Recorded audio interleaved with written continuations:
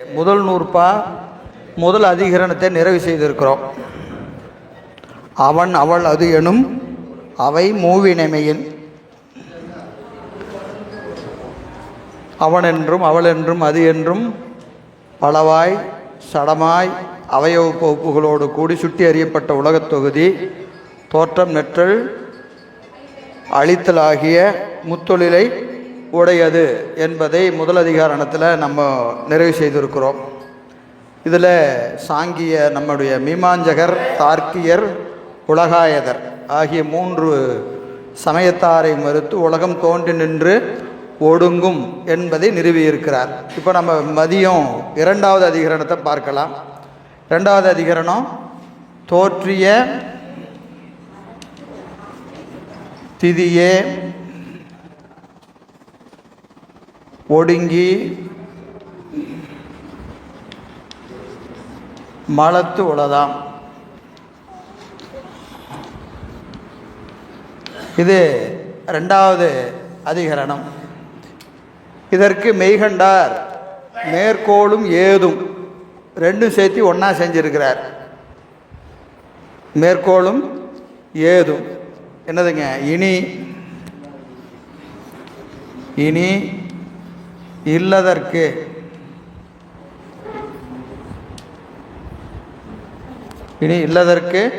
தோற்றம் இன்மையின்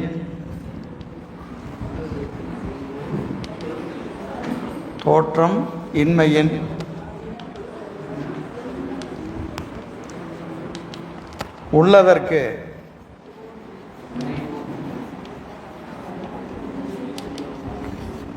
செய்வோன்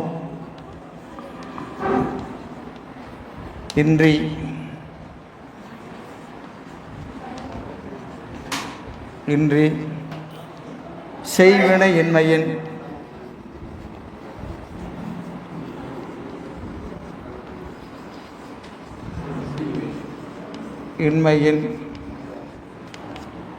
ஒடுங்கின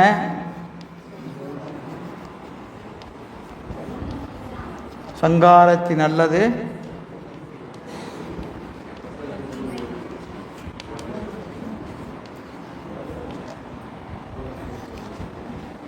அல்லது உற்பத்தி இல்லை.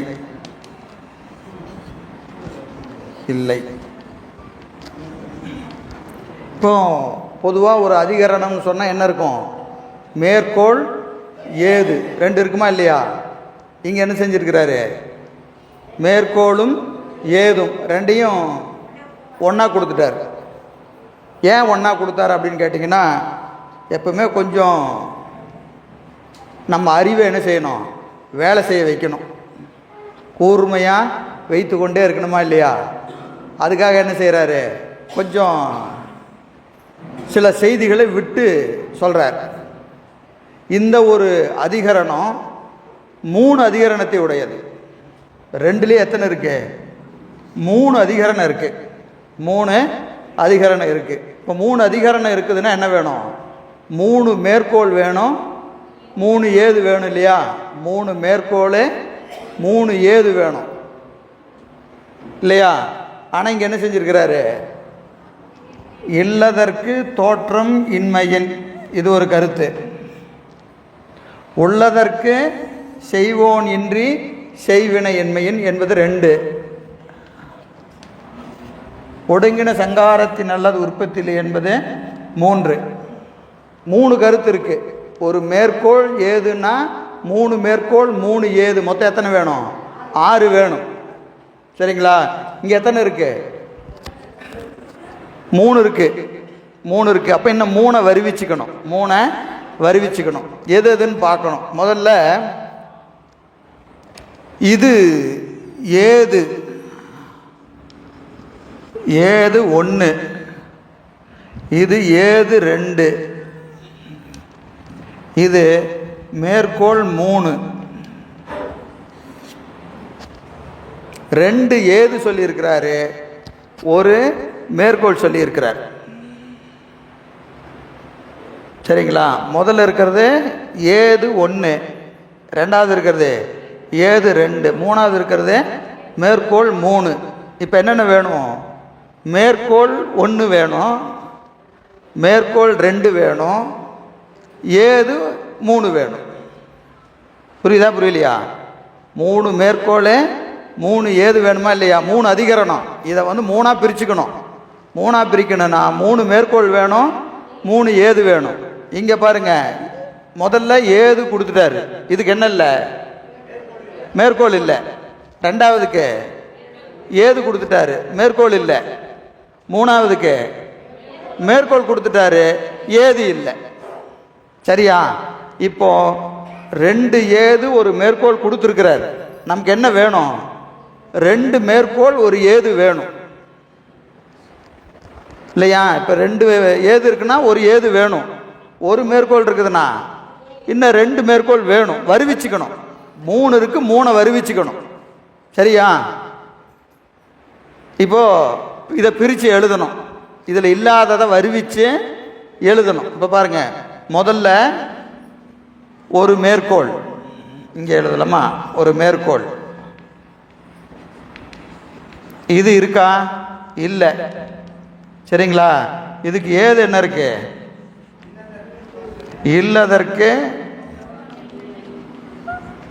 இல்லதற்கு தோற்றம் இன்மையின்.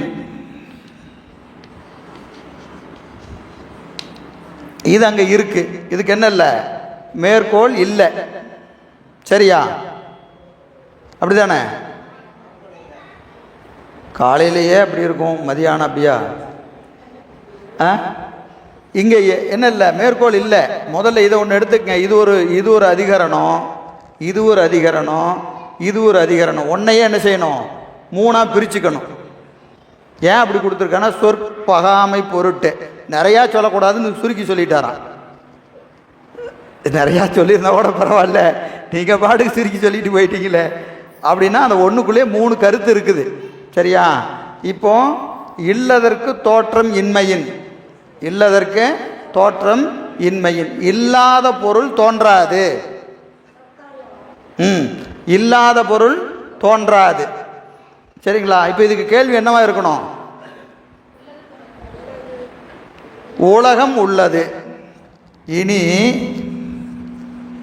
உலகம் உள்ளது. இனி உலகம் உள்ளது. இது மேற்கோள். இதை நீங்க வருவிச்சுக்கணும். அங்க பாட்டில் இருக்காது. சரியா? இப்போ மேற்கோள் என்னது? இனி உலகம் உள்ளது. இனி இனி இனி இனி உலகம் உள்ளது. அப்ப ஏது என்னது? இல்லதற்கு தோற்றம் இன்மை. சரிங்களா? இதுக்கு நடுவில் ஒரு கேள்வி இருக்கு. தடை இருக்கா இல்லையா? மேற்கோளுக்கு ஏதுக்கு நடுவில் ஒரு தடை இருக்கு. தடையை நான் அப்புறமா சொல்றேன். முதல்ல அதை பிரித்து எழுதிக்கலாம். இதை 3 மேற்கோள் 3 ஏதுவா பிரித்து எழுதணும். சரியா? மேற்கோள் இப்போ வருவிச்சது, இந்த மேற்கோள் வருவித்தது. இது பாட்டில் இல்லை. இனி உலகம் உள்ளது என்பது மேற்கோள். அதற்கு ஏது? இல்லதற்கு தோற்றம் இன்மையின். இது 1. ரெண்டாவது மேற்கோள் ஏது அங்க இருக்கு. ஏது என்ன இருக்கு? உள்ளதற்கு செய்வோன் எண்ணி செவினை இன்மையின். உள்ளதற்கு செய்வோன் இன்றி செய்வினை இன்மையின் என்பது ரெண்டாவது ஏது. இதற்கு ஒரு மேற்கோளை வருவிச்சுக்கணும். மேற்கோளை வருவிச்சுக்கணும். இனி உலகம் செய்வோனை உடைத்து.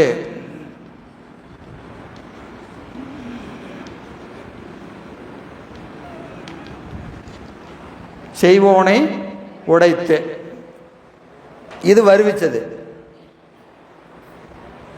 சரிங்களா? மூணாவது மேற்கோள் இருக்கு. ஒடுங்கின சங்காரத்தின் அல்லது உற்பத்தி இல்லை. இதுக்கு ஏது? ஆண்டு ஒடுங்குதலின்.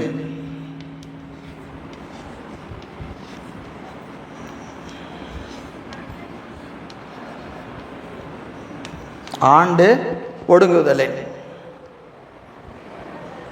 இந்த மேற்கோள் ஏதை 3ஆக பிரித்து எழுதிக்கணும். ஃபஸ்ட்டு 3 மேற்கோள் 3 ஏது. சரிங்களா? முதல்ல மேற்கோள் இனி உலகம் உள்ளது, ஏது இல்லதற்கு தோற்றம் இன்மையின். 2வது மேற்கோள் இனி உலகம் செய்வோனை உடைத்து, ஏது என்னது? உள்ளதற்கு செய்வோன் இன்றி செய்வினை இன்மையின். 3வது ஒடுங்கின சங்காரத்தின் அல்லது உற்பத்தி இல்லை என்றது ஆண்டு ஒடுங்குதலை.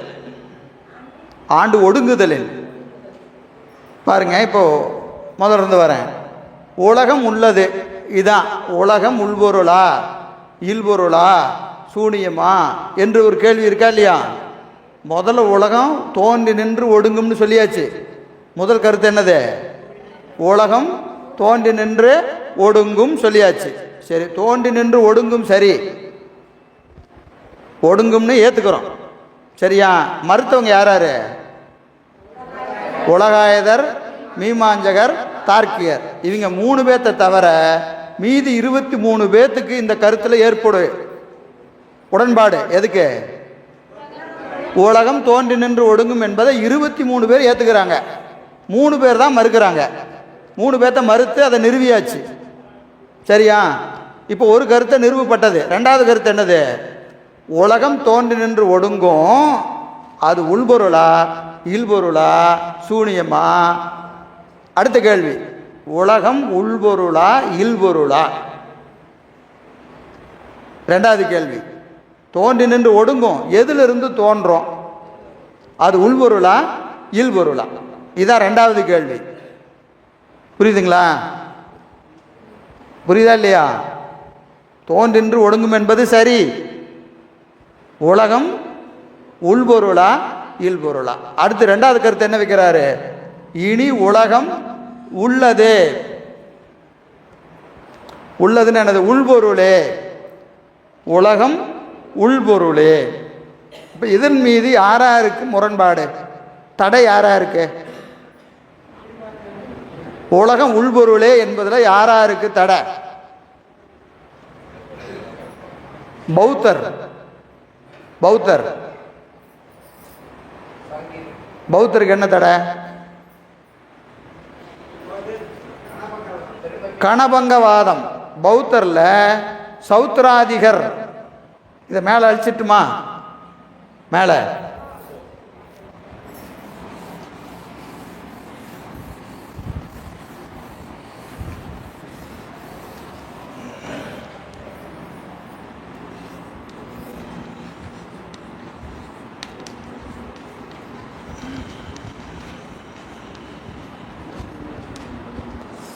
இவர்கள் கணபங்கவாதி.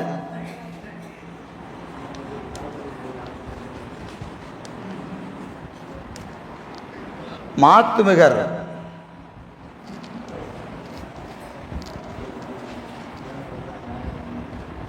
சூனியவாதி.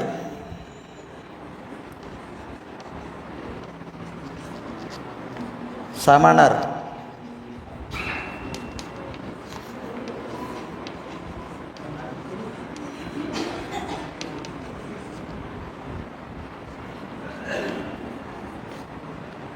இந்த 3 பேருக்கு 3 கருத்து இருக்கு. சௌத்ராதிகர் கணபங்கவாதி. சௌத்ராதிகர் கணபங்கவாதி. மாத்துமிகர் சூனியவாதி. சமணர் அநேகாந்தவாதி. அப்படின்னு என்ன? முதல்ல கணபங்கவாதி. உலகம் ஒரு கணத்தில் தோன்றி ஒரு கணத்தில் நின்று ஒரு கணத்தில் அழிஞ்சிரும்.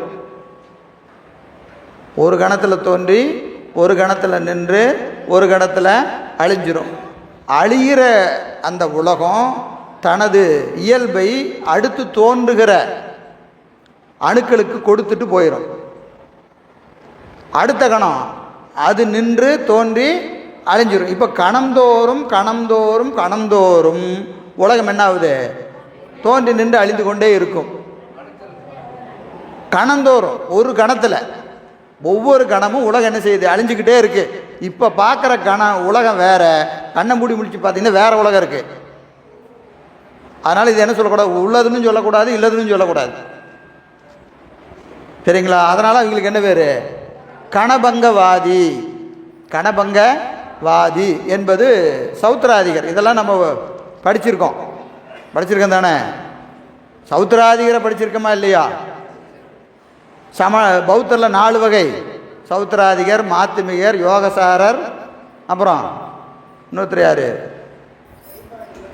வைபாடிகர். சரியா? 4 பேர். இதில் ஒருத்தர் சௌத்திராதிகர் கணபங்கவாதி. கணந்தோறும் தோன்றி நின்று ஒடுங்கும், கணந்தோறும் தோன்றி நின்று ஒடுங்கும் அப்படின்னு சொல்கிறவங்க சௌத்திராதிகர்.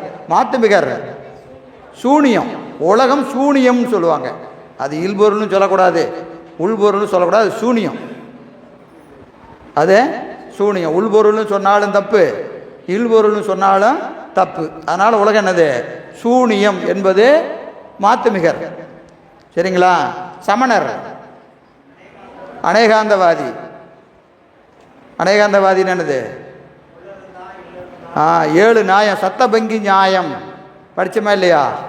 சத்தபங்கி நியாயம், 7 நியாயம். உள்ளதும் தான், இல்லதும் தான், உள்ளதும் இல்லதும் தான், உள்ளதும் இல்லதும் தான், இல்லதும் இல்லதும் தான், 7 வகையாக சொன்னாங்களா இல்லையா? சத்தபங்கி நியாயம். சரிங்களா? அது சமணர். இப்போ இந்த 3 பேரும் 3 கருத்தை சொல்லி உலகம் உள்பொருள் அல்ல, உலகம் உள்பொருள் அல்லன்னு மறுக்கிறாங்க. இப்போ இந்த மேற்கோளுக்கு தடை எத்தனை பேர் சொல்கிறாங்க? 3 பேர். சரியா? புரியுதா இல்லையா? நிறைய பேர் வரலாம் சார், ஒரே குழப்பமாக இருக்குது. எதுக்கு இத்தனை பேர் வரானே தெரியல. அப்படி தானே? கொஞ்சம் பழகணும். யாரோட? சமயத்தாரோட பழகணும். நிறையா பழகினாதான் அவன் வரும்போது நமக்கு அடையாளம் தெரியும். திடீர்னு வரான், திடீர்னு போயிடுறான். அப்படி தானே? ஒன்றும் தப்பில்லை. ஏன்னா தடை தெரிஞ்சாதான் விடை தெரியும். உங்கள் நூலில் இது இருக்கா? தடை இருக்கா புத்தகத்தில்? தடையெல்லாம் இல்லை. ரைட்டு. சரி. இப்போ இந்த மேற்கோளுக்கு இவர்கள் என்ன செய்கிறாங்க? தடை. பிறர் கூறும் தடை. மேற்கோள் என்னது? உலகம் உள்பொருள், உலகம் உள்பொருள். அதற்கு தடை உலகம் கணந்தோறும் தோன்றி அழியும்னு ஒரு ஆள், உலகம் சூனியம்னு ஒரு ஆள், அது உள்ளதும் தான், இல்லதும் தான், உள்ளதும் இல்லதும் தான் என்று 7 கருத்தை சொல்லக்கூடிய சமணர். இந்த 3 பேர்த்த மறுத்து ஏது செய்கிறார்? ஏது என்னது? இல்லதற்கு தோற்றம் இன்மையின், இல்லதற்கு தோற்றம் இன்மை. இல்லாத பொருள் தோன்றாது. ஒரு பொருள் தோன்றுதுன்னா என்னது? உள்ளது தான் தோன்றும். சர்க்காரியவாதம். உள்ளது தோன்றும், இல்லது வாராது. உள்ளது தோன்றும், இல்லது வாராது. அப்போ உலகம் உள்ளதான்னு கேட்டால் இருக்கா இல்லையா? கண்ணுக்கு தெரியுதா இல்லையா? இருக்குது, கண்ணுக்கு முன்னாடி இருக்குது. அப்படின்னு என்ன அர்த்தம்? உள்பொருள் தான். இல்லாத பொருள் எப்படி தோன்றும்? இல்லாத ஒரு பொருள் தோன்றாது. சரி, அடுத்த கேள்வி. அதுதான் உள்ளதுன்னு சொன்னீங்கன்னா எதுக்கு தோன்றணும்?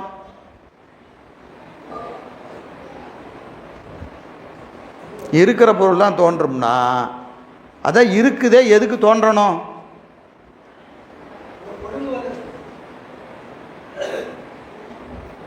இருக்குது, அப்புறம் எதுக்கு தோன்றணும்?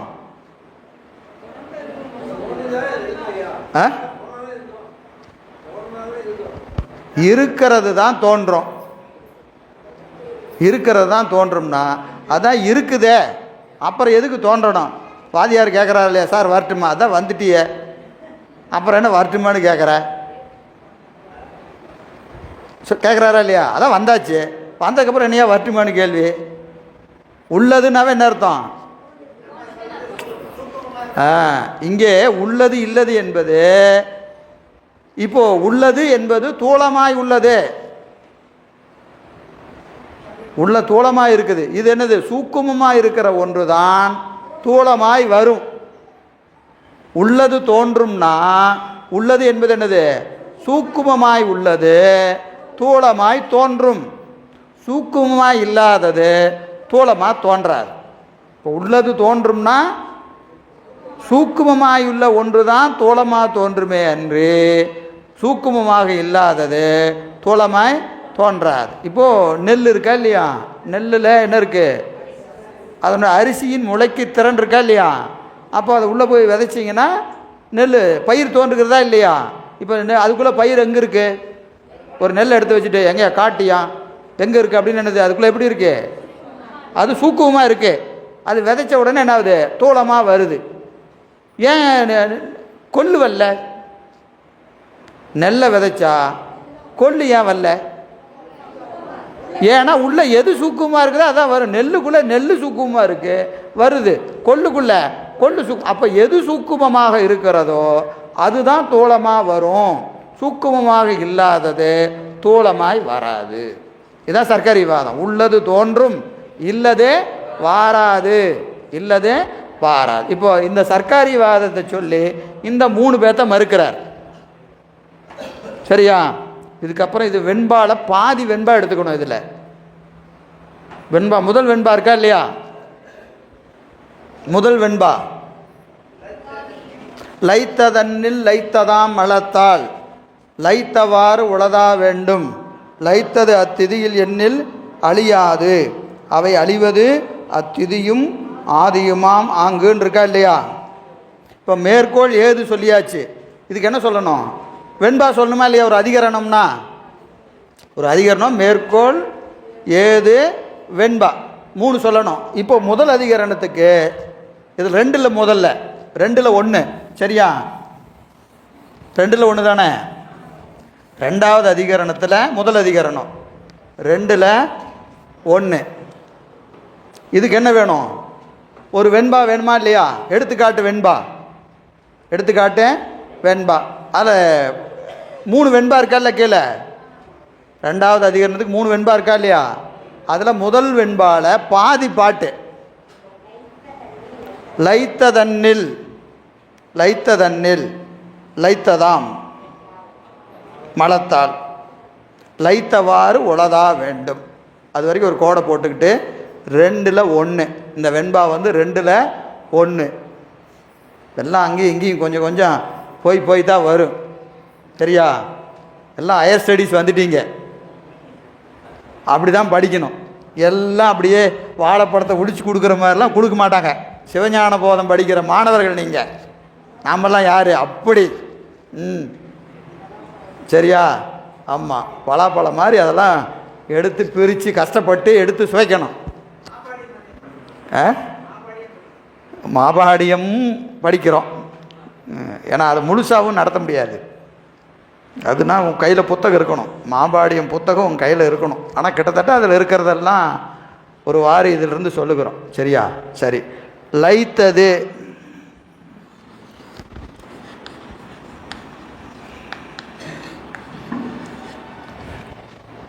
லைத்தது லயம்னா என்னது? ஒடுக்கம். லைத்தது ஒடுங்கிய உலகம்.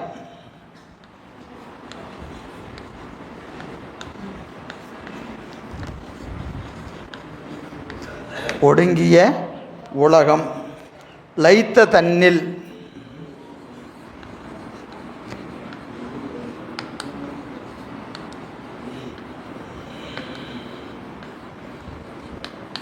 இதெல்லாம் அந்த வெண்பாவை கொஞ்சம் மாற்றி மாற்றி எழுதிக்கணும். இதே மாதிரி எழுதினீங்கன்னா தான் வெண்பாவுக்கு பொருள் புரியும். லைத்த தன்னில் லைத்த தன்னில் அது மீள தோன்றும் இடத்து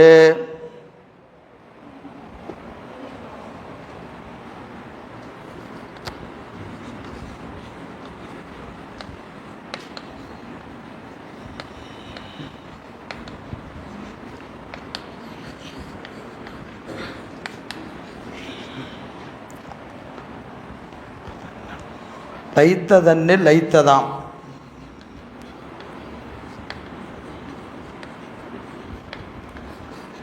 அது மேலே தோன்றும் இடத்து ஒடுங்குதற்கு இடமாய்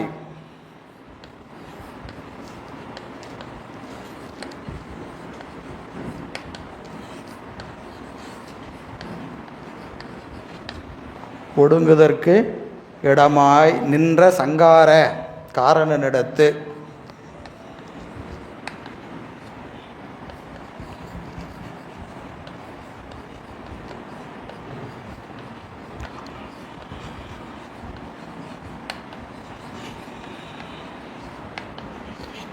சங்கார காரணனிடத்து மீளத் தோன்றும்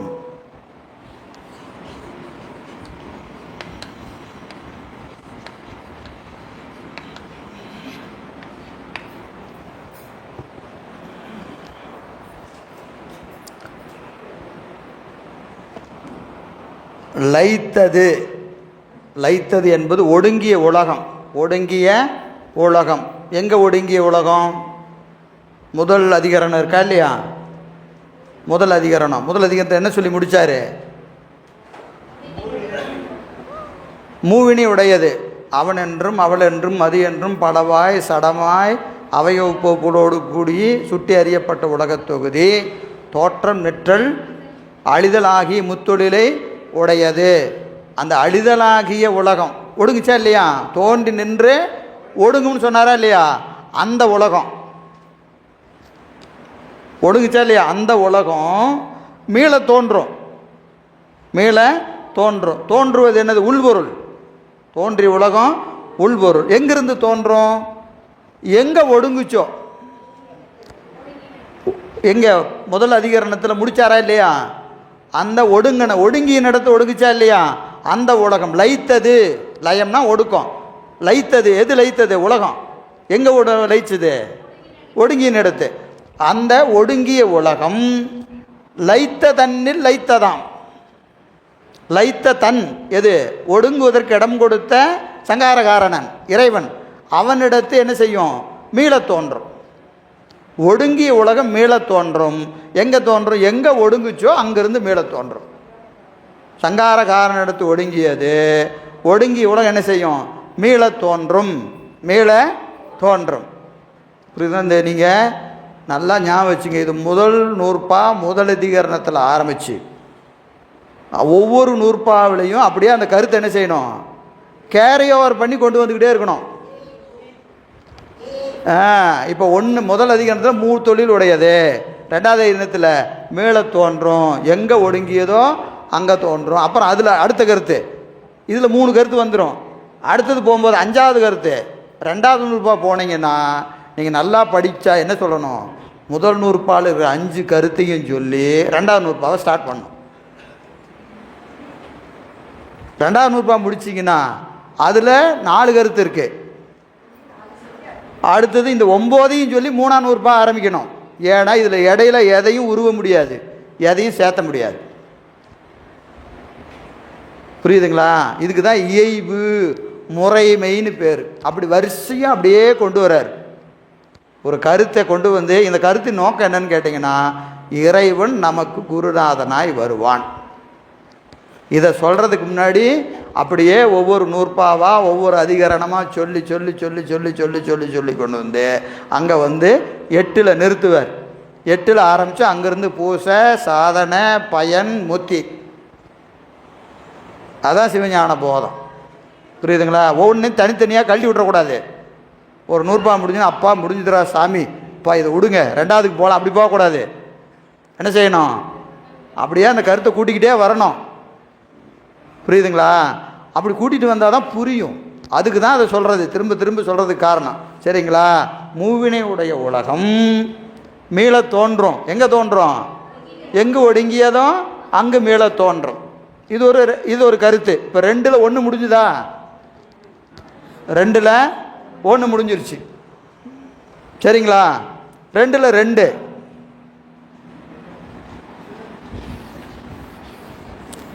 என்னது? உலகம் செய்வோனை உடைத்து. உலகம் செய்வோனை உடைத்து அப்படின்னு என்னது?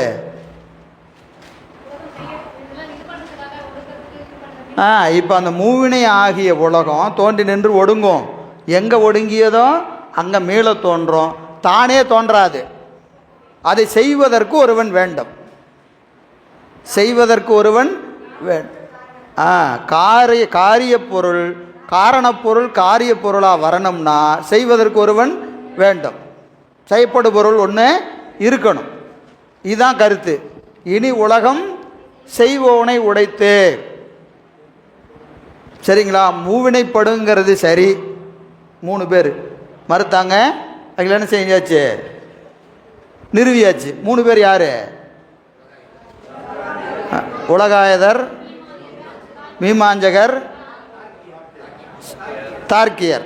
உலகம் மூவினைப்படும் சொன்னது மறுத்தது 3 பேர், அவங்கள மறுத்து நிறுவியாச்சு.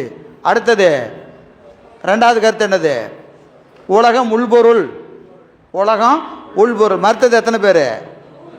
3 பேர். யார் யார்? அது பேரை சொல்லிக்கிட்டே இருந்தால் தான் நமக்கு புரியும். சௌத்திராதிகர், மாத்துமிகர், சமணர். இந்த 3 பேரும் உலக உள்பொருள் கிடையாது. கணபங்கவாதி ஒரு ஆள், சூனியவாதி ஒரு ஆள், அநேகாந்தவாதி ஒரு ஆள். இவன் 3 பேர்த்த மறுத்து உலகம் உள்பொருளே, உலகம் உள்பொருளே, அது மீள தோன்றும். சூக்குமமாக இருக்கிற ஒன்று தூளமாக தோன்றும். எங்கு சூக்குமமாக ஒடுங்கியச்சோ அங்கிருந்து மீள தோன்றும். 2 கருத்து நிறுவியாச்சு. 3வது கருத்து உலகம் செய்வோனை உடைத்து. உலகம் செய்வோனை உடைத்து. இங்கே ஒரு ஆள் வரான். இதற்கு தடை யாரு? சாங்கியர்.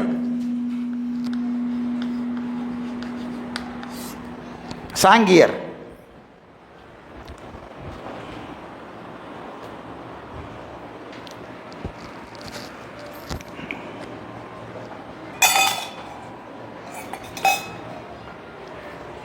இவர்கள் சொல்லக்கூடிய தடை என்னன்னா, இப்போ மேலே சொன்னதெல்லாம் ஏற்றுக்கிட்டே வராங்க. நல்லா ஞாபகம் வச்சுங்க. மேலே சொன்ன கருத்தை ஏற்றுக்கிட்டு இப்போ தடை சொல்கிறாங்க. மேலே என்ன கருத்து சொல்லியிருக்கிறோம்? 2 கருத்து சொல்லியாச்சு. என்னது? உலகம் மூவினைப்படும். சரிதாங்க. சாங்கி என்ன சொல்கிறான்?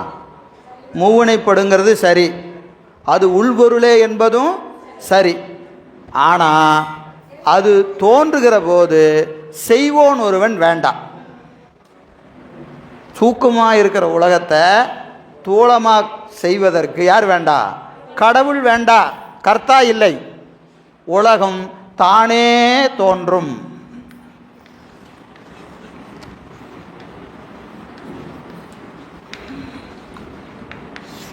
தானே தோன்றும். யார் வேண்டா? கடவுள் வேண்டா. கர்த்தா வேண்டா. எதற்கு கர்த்தா வேண்டா? தோற்றுவிப்பதற்கு. உலகம் முத்தொழில் படும் என்பது சரி, அது உள்பொருள் என்பதும் சரி, சூக்குமமாக இருக்கிறது தூளமாக தோன்றும் என்பதும் சரி. சூக்குமமாக இருக்கிற உலகம் தூளமாக தோன்றுவதற்கு யார் வேண்டா? கடவுள் வேண்டா. கடவுள் வேண்டா. இது யாருடைய கருத்து?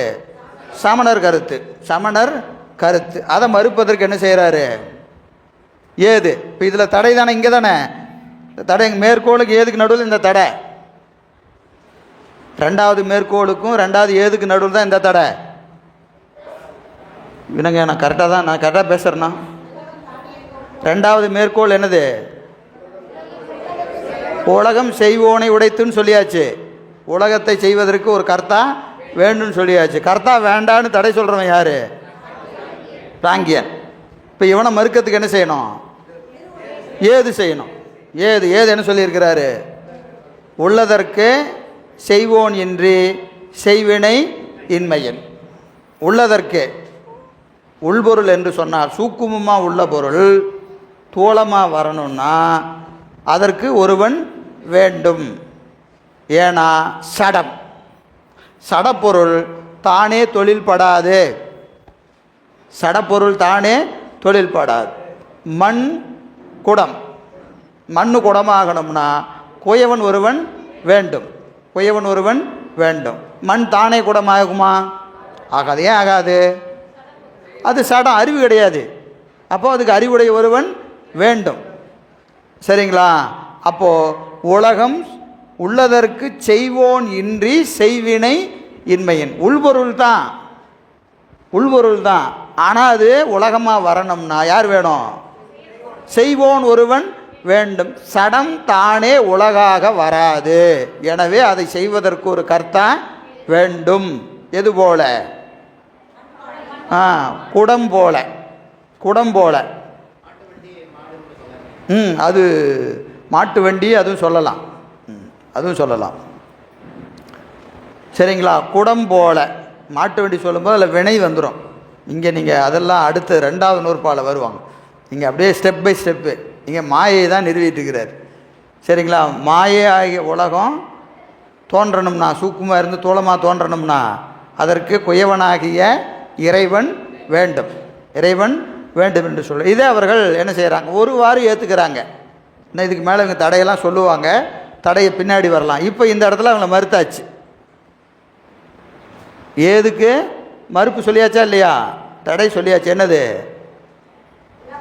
தானே தொழில்படாது சடமாகி உலகம் தோன்றணும்னா அதற்கு ஒரு கர்த்தா வேண்டும். உள்ளதற்கு செய்வோனின்றி செய்வினை இன்மைன்னு சொல்லிட்டார். இதுக்கு என்ன கிடையாதுன்னா எடுத்துக்காட்டு வெண்பா இல்லை.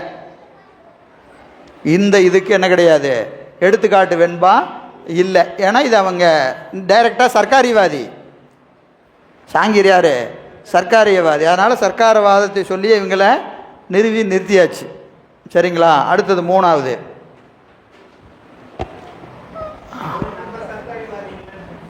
ஐயா ஆமாம் ஆமாம், அது பின்னாடி வர்றாங்க, கேள்வி கேட்பான். அவன் உட்காரல, இன்னும் டெம்பரவரியாக உட்கார வச்சிருக்கு. அடுத்து அவன் தடை எழுப்புறான். சரியா? 3வது மேற்கோள் என்னது? மேற்கோள் 3.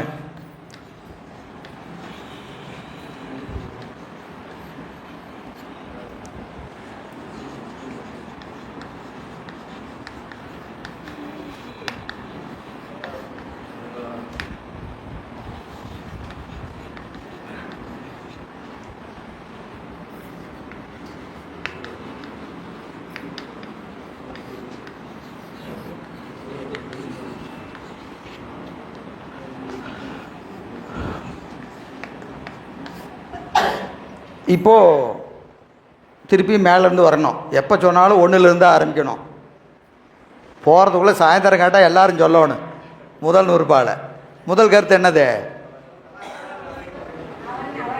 உலகம் முத்தொழில் படுவது. உலகம் தோன்றி நின்று ஓடுங்கோ. இது முதல் கருத்து. 2வது உலகம் உள்பொருள். உலகம் உள்பொருள். 3வது செய்வோனை உடைத்து. இப்போ முதல்ல மருத்துவங்க யார்? முதல் கருத்தை மருத்துவங்க உலகாயதர், மீமாஞ்சகர், தார்க்கியர் 3 பேர் மறுத்தாங்க.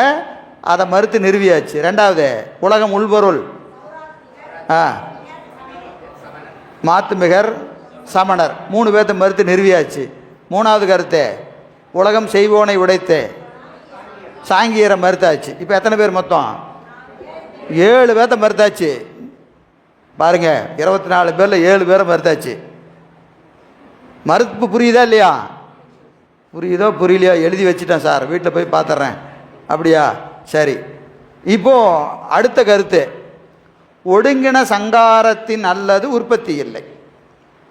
அப்போது உலகம் செய்வோனை உடைத்து உலகம் மூத்தொழில் படும் என்பது சரி, அது உள்பொருள் என்பதும் சரி, அதை தோற்றுவிப்பதற்கு ஒரு கடவுள் வேண்டும் என்பதும் சரி. அப்போது அது மீள தோன்றுகிற போது எங்கிருந்து தோன்றும்? யார் தோற்றுவிப்பா? யார் தோற்றுவிப்பானா? ஒடுங்கின சங்காரத்தின் அல்லது எங்கு ஒடுங்கியதோ அங்கே தான் மீள தோன்றும். ஒடுங்கின சங்காரத்தின் அல்லது உற்பத்தி இல்லை. எங்கு ஒடுங்கியதோ அங்கு தான் மீள தோன்றும் என்று இதுக்கு என்ன செய்கிறாரு? மேற்கோள் செய்கிறார். இப்போ இதன் மீது தடை யார்? ஒன்று இரண்ய கற்ப மதம்,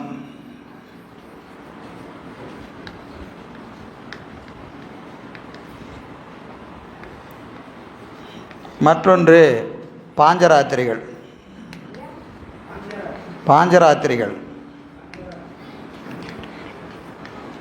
வைணவர்.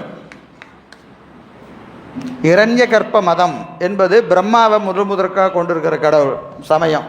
இது பிரம்மா. இது திருமால்.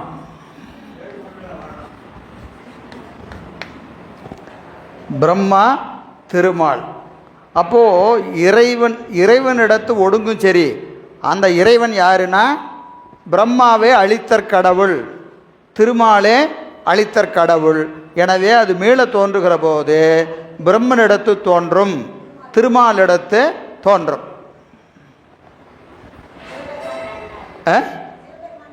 வேண்டாம், அவரும் இருக்கட்டும். இவங்க யாரும் சிவபெருமானை மறுக்கிறது இல்லை. இப்போ திருமாலை வணங்குறவங்க சிவபெருமானை மறுக்கிறது இல்லை, முழு முதற் கடவுளை ஏற்றுக்க மாட்டாங்க. சிவபெருமான் உண்டா இல்லையான்னு கேட்டால் இல்லைன்னு சொல்லுவாங்களா? முழு முதற் கடவுள் இல்லைன்னு தான் சொல்லுவாங்க. ஏற்றுக்கொள்வது வேறு, மறுத்தல் என்பது என்ன? சிவபெருமானே கிடையாது அப்படி சொல்கிறது வேற. சிவபெருமான் உண்டுங்க, ஆனால் எங்கால் தான் பெரியாள். புரியுதா? ரெண்டுக்கு வேறுபாடு புரியுதா இல்லைங்களா? இவர்கள் யாரும் சிவத்தை மறுப்பதில்லை, ஆனால் முழு முதல் தன்மையை ஏற்றுக்கொள்வதில்லை. புரியுதுங்களா? ஏன்னா என்ன சொல்லுவாங்க, எங்கால் தான் பெரிய ஆள் அப்படின்னு சொல்லுவாங்க. எல்லா சமயமும் அந்த கடவுளை முழு முதல் கடவுளாக தான் சொல்லும். ஆனால் அதை நீங்கள் என்ன செய்யணும்? நிறுவனம். முத்தி எது முத்தி அப்படின்னு கேட்கணும். அவங்ககிட்டலாம் முத்தி எதுன்னு கேட்கணும். அதில் அப்புறம் கேட்போம். இப்போ தான் முதல் நூற்பாவில் இருக்கிறோம். முத்தி 11ஆம் நூற்பாவில் கேட்க வேண்டிய கேள்வி. சரியா? எனவே பிரம்மதேவனே ஒடுக்குதல் கர்த்தா, பிரம்மதேவனே ஒடுக்குதல் கர்த்தா, திருமாலே ஒடுக்குதல் கர்த்தா.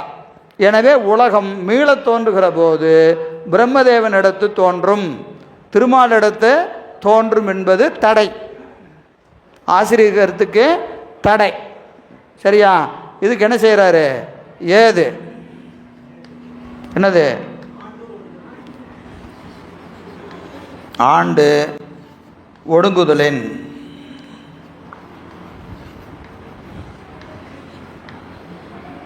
இதைத்தான் நான் காலையில் சொன்னேன். 5 கலைகள், 5 கலைகள், நிவர்த்திகளை, பிரதிட்டுகளை, வித்தகளை, சாந்திகளை, சாந்தி அதீதகளை என்று 5 கலை. எனவே உங்கள் பிரம்மதேவன் ஒடுக்குனாலும் எதை ஒடுக்குவார்?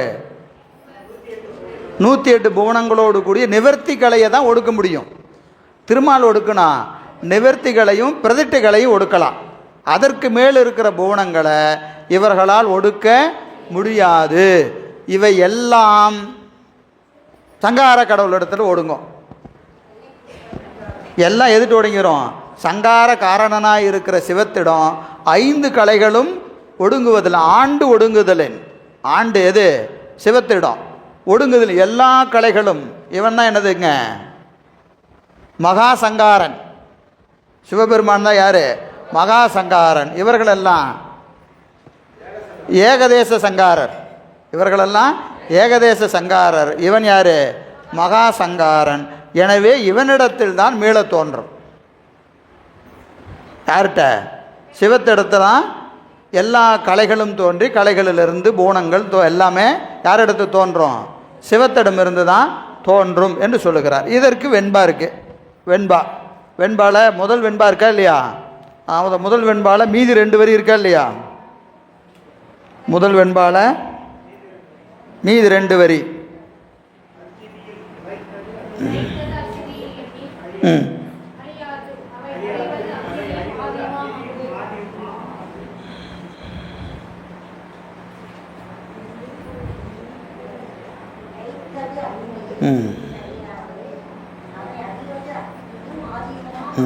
லயித்தது அத்திதியில் எண்ணில். லயித்தது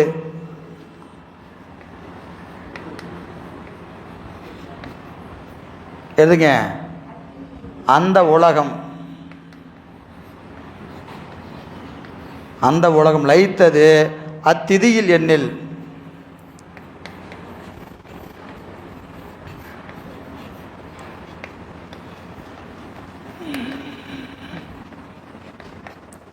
அந்த திதிக்கடவுளிடத்து, அந்த திதிக்கடவுளிடத்து உலகம் ஒடுங்கும் எண்ணில் அவை அழியாது.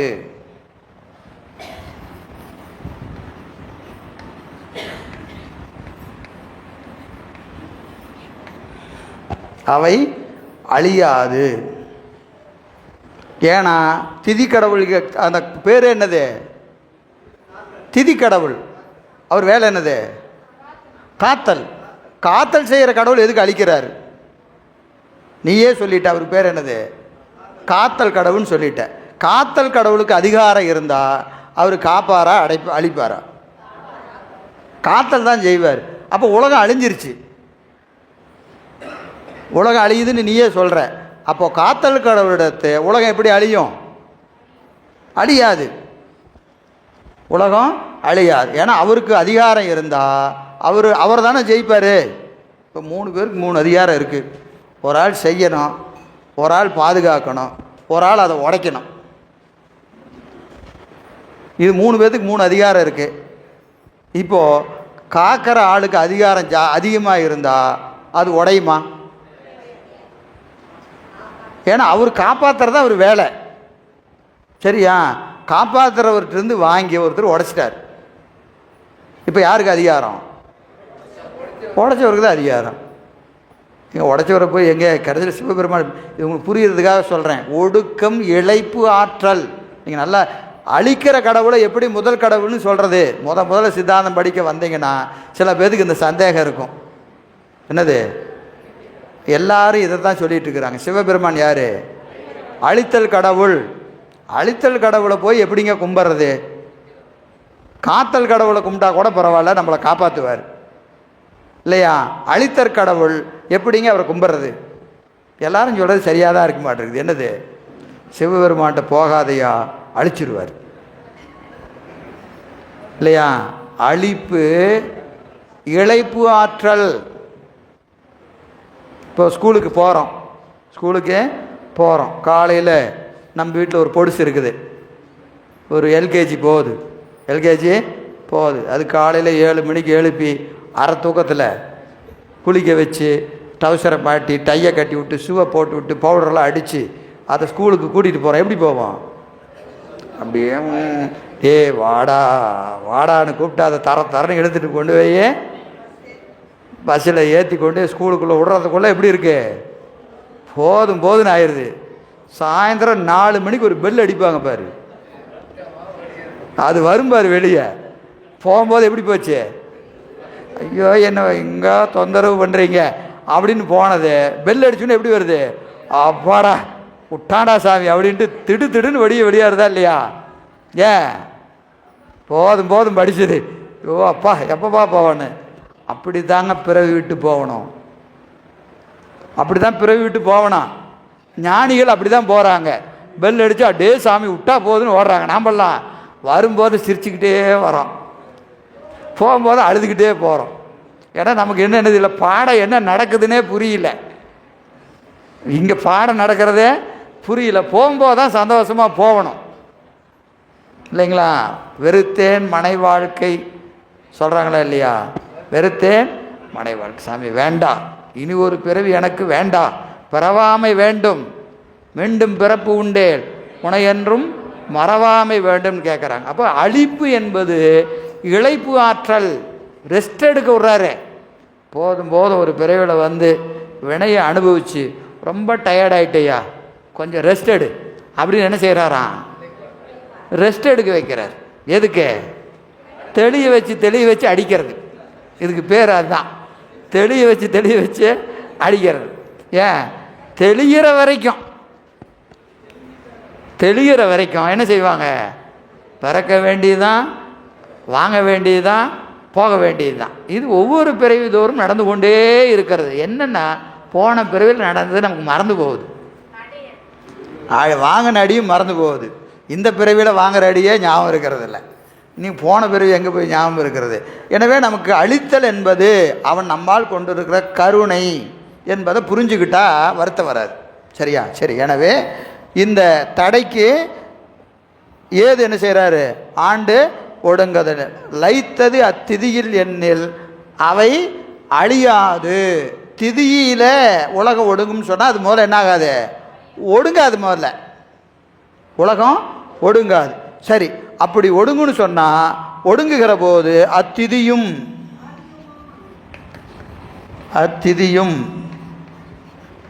ஆதியும் ஆங்கு. திதிக்கடவுளிடத்திலிருந்து இறைவன் ஒடுக்குகிறான் என்பது மட்டுமல்ல, அவன் திதிக்கடவுளையும் ஒடுக்குகிறான். அவன் என்ன செய்கிறான்? திதிக்கடவுளிடத்திலிருந்து உலகத்தை ஒடுக்கலை, என்ன செய்கிறான்? திதிக்கடவுளையும் ஒடுக்கிறான். அப்புறம் படைத்தல் கர்த்தாவிட்டிருந்து உலகம் ஒடுக்கிறது இல்லை, படைத்தல் கர்த்தாவையும் ஒடுக்கிடுறான். அவனே மீள இவனிடத்தில் தான் தோன்றணும். யார்? படைத்தல் கர்த்தா காத்தல் கர்த்தா ஆகிய இருவரும் எங்கிருந்து தோன்றணும்?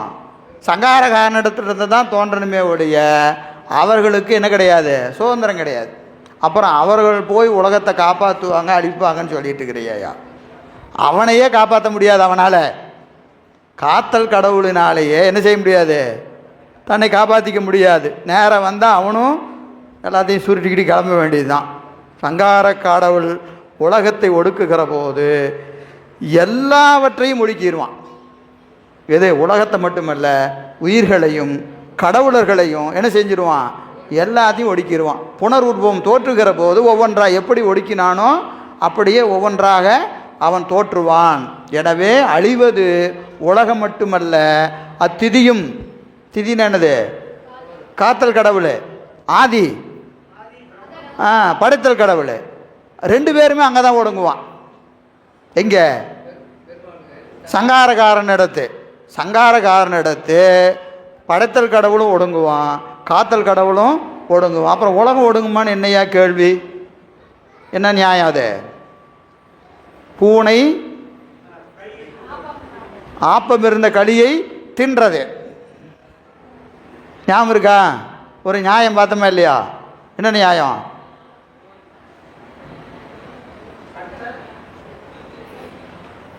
நோட்டை திருப்பி தான் பாருங்களேன். அந்த நோட்டில் தானே இருக்குது. அந்த நோட்டை வீட்டில் வச்சு வேண்டிங்களா? பூனை ஆப்பம் இருந்த களியை தின்றது.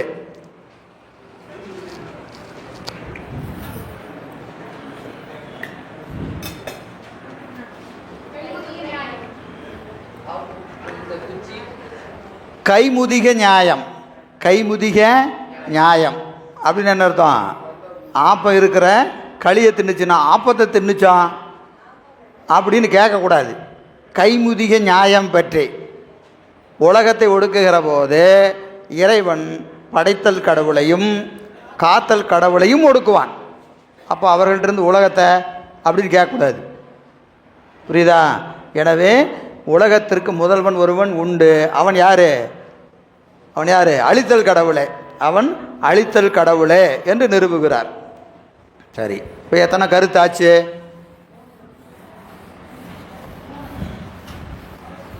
மொத்தமாக எத்தனை கருத்தாச்சு?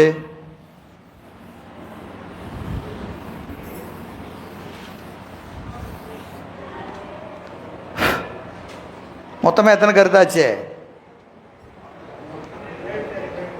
கருத்து 4 கருத்து. முதல் அதிகரணத்தில் ஒரு கருத்து, ரெண்டாவது அதிகரணத்தில் 3 கருத்து. சரியா? உலகம் மூவினைப்படும் என்பது ஒரு கருத்து. 2ல் 3 கருத்து என்னது? உலகம் உள்பொருள் என்பது ரெண்டாவது கருத்து. உலகம் செய்வோனை உடைத்து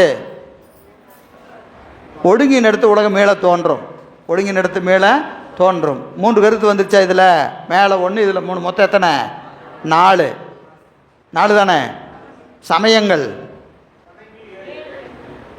7 9. போன கருத்து தான் 7. இப்போ 2 பேர் சேர்ந்துட்டாங்க. இரண்யகற்ப மதமும் பாஞ்சராத்திரிகரும் சேர்ந்துட்டாங்க. 9 பேர்த்த மறுத்து எத்தனை கருத்தை நிறுவி இருக்கிறோம்? 4 கருத்தை நிறுவியாச்சு. சரியா? 5வது கருத்து என்னது? 3ஆம் அதிகரணம். 3ஆம் அதிகரணம் என்னது? அந்தமே ஆதி, ஆதி என்பனார் புலவர். அந்தமே ஆதி என்பனார் புலவர். மேற்கோள்: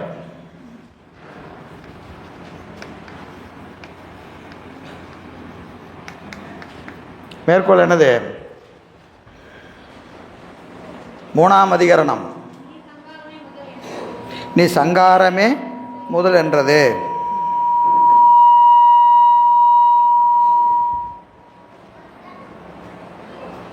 இல்லை, இதில் ரெண்டு இன்னும் வெண்பா ரெண்டு இருக்கு. வெண்பா விட்டாச்சு, நீங்களும் சத்தத்தை காணோம். ரெண்டு வெண்பா என்ன சொல்லவே இல்லையே, ரெண்டு வெண்பா என்ன சொல்லலை. இல்லை, நல்லா சௌகரியமாக விட்டுட்டு போனாலும் பிரச்சனை இல்லையாட்டிருக்குதே. சரி, இப்போ இந்த 3 கருத்தை சொல்லியாச்சா? இதில் சாங்கியர் அவங்க என்ன செய்கிறாங்க அப்படின்னு கேட்டிங்கன்னா, இந்த கருத்தின் மேலே ஒரு தடை எழுப்புகிறாங்க. கருத்தின் மேலே தடை எழுப்புகிறாங்க. இப்போ 2வது அதிகரணத்தில் சொன்ன கருத்து எத்தனை? 3 கருத்து சொன்னோம். 3. உலகம் உள்பொருள், உலகம் செய்வோனை உடைத்து, ஒடுங்கின இடத்தில் மீள தோன்றும், ஒடுங்கின இடத்துல மீள தோன்றும். 3 கருத்து சொன்னமா இல்லையா? சொன்னமா இல்லையா? இதன் மீது சாங்கியர் என்ன செய்கிறாங்க? தடை எழுப்புறாங்க. சாங்கியர் சர்க்காரியவாதி, சர்க்காரியவாதி. அவன் என்ன சொல்கிறான்? ஐயா, நான் கேள்வி கேட்டேன், நீ என்ன சொன்ன? சாங்கியரை மறுக்கும்போது என்ன சொன்னோம்? சாங்கியரை மறுப்பதற்கு நாம் என்ன பதில் சொன்னோம்? உலகம் தானே தோன்றாது. எது போல? குடம் போல. குடம் போலன்னு சொன்னீங்க, குடம் போலன்னு சொன்னீங்க. சரி, நான் சரி உங்களை தான் முடிச்சுட்டு வாங்க, நான் மெதுவாக கேள்வி கேட்குறேன் அப்படின்னு அவன் என்ன பண்ணுறான்? வெயிட் பண்ணுறான். இப்போ அடுத்த அவன் ஒரு கேள்வி கேட்குறான். ஐயா, இந்த காரணங்கள் 3, காரணங்கள் 3 என்னது?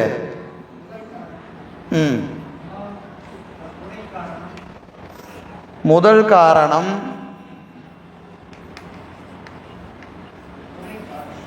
2 துணை காரணம்,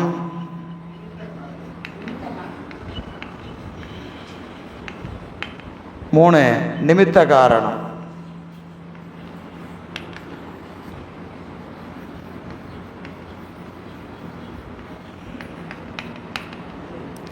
இப்போ நீங்க ஒரு உதாரணம் சொன்னீங்க. என்னது? மண் குடமாதல் போல, மண் குடமாதல் போல, அப்படிதான உதாரணம் சொன்ன அவனுக்கு. மண் குடமாதல் போல, அதுக்கு முதல் காரணம் எது? மண்ணு. துணை காரணம்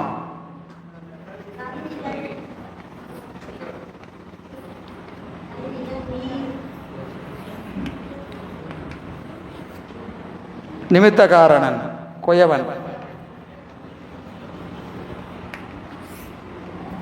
மண் முதல் காரணம், துணை காரணம் திரிகை சக்கரம், அப்புறம் அது சுத்தர ஒரு குச்சி, சுத்தர குச்சி செய்யறது யாரு? குயவன். அவன் தான் நிமித்த காரணன். குயவனாகியவன் மண்ணிலிருந்து திரிகை குச்சி முதலானவற்றை துணையாக கொண்டு குடத்தை செய்தான். இது காரியம் என்னது? காரியம் என்னது? குடம். இந்த 3 காரணம். இந்த 3 காரணம் இருந்தாதான் ஒரு சடப்பொருள் காரியப்படும். ஒரு சடப்பொருள் காரியப்படும். இது தர்க்கம்.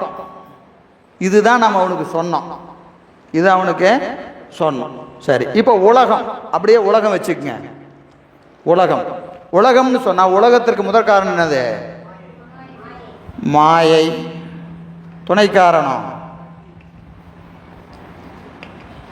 கண்மம், திரோதான சக்தி.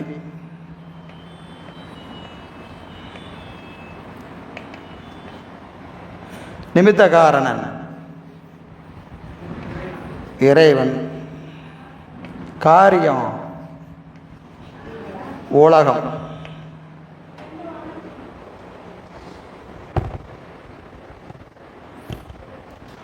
இறைவனாகிய குயவன் மண்ணாகிய மாயிலே இருந்து கண்மம் திரோதான சக்தியை துணையாக கொண்டு என்ன செய்கிறான்? உலகமாகிய குடத்தை செய்தான். உலகமாகிய குடத்தை செய்தான். இதுதான் அந்த ஓமையை கரெக்டாக சொல்லணும்னா இப்படி தான் சொல்லணும். சரியா?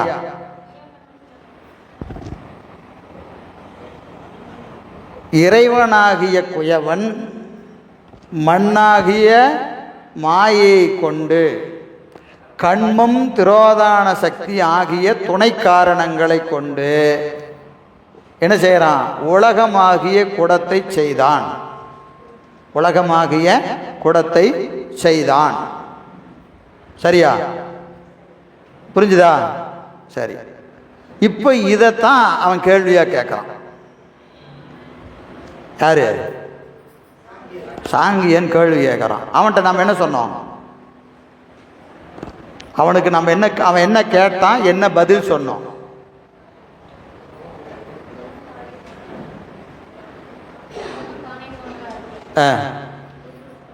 உலகம் தானே தோன்றாது, அதற்கு செய்வோன் ஒருவன் வேண்டும், செய்வோன் ஒருவன் வேண்டும். எது போல?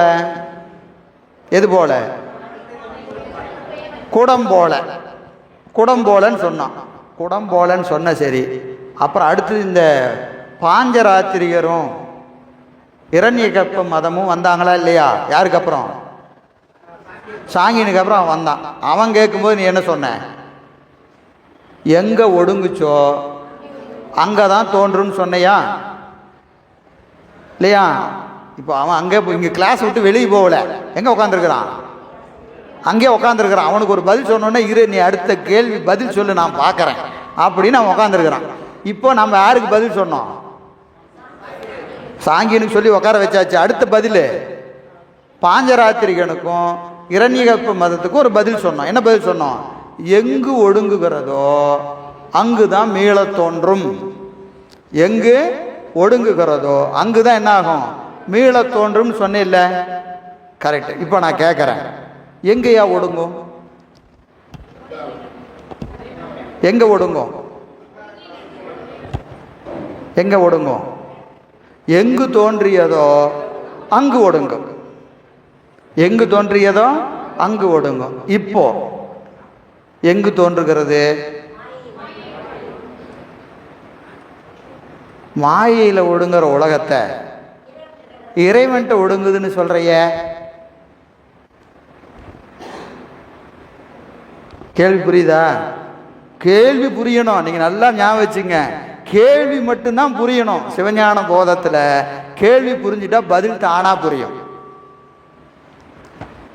புரியுதா இல்லைங்களா?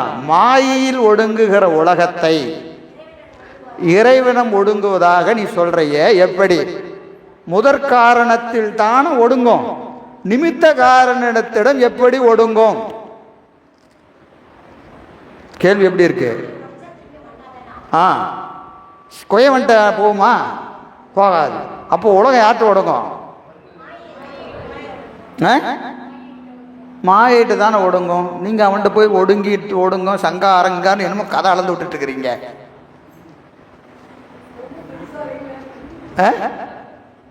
எப்படிமா இருக்கு? கேள்வி நல்லா இருக்கா இல்லையா? எவ்வளவு நுட்பமாக கேள்வி கேட்குறாங்க. கேள்வி எவ்வளோ நுட்பமாக இருக்கா இல்லையா? அப்புறத்துக்கு அப்புறம் தான் பதில் எல்லாம். சரிங்களா? இது ஒரு தடை. தடை எண் 1. தடை எண் 1 என்னது? மாயையில் ஒடுங்குகிற உலகத்தை நிமித்த காரணத்து ஒடுங்குவதாக கூறுதல் எவ்வாறு? எவ்வாறு? தடை எண் 1. 2 தடை 2, சடம் தானே தொழில்படாது என்பது பொருந்தாது. சடம் தானே தொழில்படாது என்பது பொருந்தாது. ஏன்னா பசுவினிடத்தில் இருக்கிற பால் தானே சுரக்குது. தானே சுரந்து என்ன செய்யுது? கன்றுக்குட்டியை வளர்க்குது. பால் என்ன செய்யுது? தானே சுரந்து கன்றை வளர்ப்பது போல சடம் என்ன ஆகும்? தானே தொழில்படும். தானே தொழில்படும். தடை 2. இன்னொரு உதாரணம், இரும்பை காந்தம் ஈர்க்கிறது. இரும்பை காந்தம் ஈர்க்கிறது. இரும்பு காந்தம் இதெல்லாம் என்னது? சடப்பொருள் தானே. சடப்பொருள் எப்போ எப்படி தொழில்படுகிறது? சடப்பொருள் எப்படி தொழில்படுகிறது? சடம் எப்படி தொழில்படுகிறது. இது ரெண்டாவது தடை. மூன்றாவது தடை,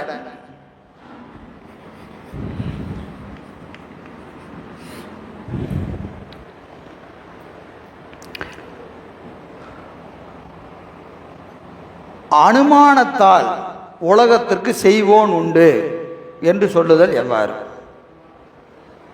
அனுமானத்தால் உலகத்தை செய்வோன் ஒருவன் உண்டு என்று சொல்லுதல் எவ்வாறு? ஏன் அனுமானம் சொன்னால் ஏற்கனவே சொன்னதான். இப்போ குடம்னு ஒன்று இருந்ததுன்னா ஏற்கனவே என்னத்தை பார்த்துருக்குறோம்? மண்ணை பார்த்தோம், கொய்வனை பார்த்தோம், செஞ்சதையும்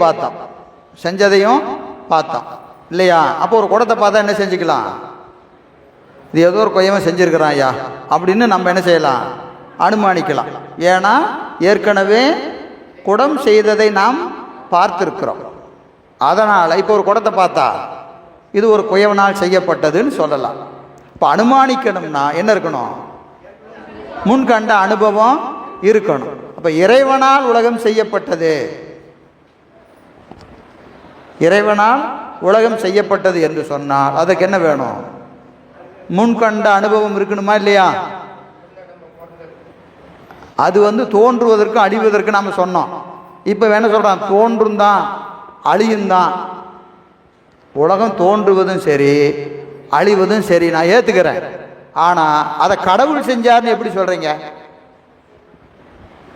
எதை பார்த்துருக்கிறியா நீயே? கடவுள் எதையாவது தோற்றுவித்ததை பார்த்துருக்கிறியா? இல்லை ஏதோ அழிஞ்சு போச்சு கடவுள் அழிச்சதை பார்த்துருக்கிறியா? முதல்ல சொன்னது வேற. யாரை மறுக்கிறதுக்கு? உலகாயுதரை மறுக்கிறதுக்கு. அவன் தோன்றாது அழியாதுன்னு சொன்னான். அதை அவனை ஏற்கனவே மறுத்தாச்சு. இவன் என்ன செய்கிறான்? தோன்றும் தான் அழியும் தான். ஆனால் அதை கடவுள் எங்கேயா செஞ்சாரு? தானே தோன்றும் தானே அழியும். இதுக்கு கடவுளுக்கு என்ன வேலை? கடவுளுக்கு என்ன வேலை? இது மூணாவது தடை. இதற்கு என்ன வேணும்? முன்கண்ட அனுபவம் வேண்டும். சரி, நாலாவது தடை.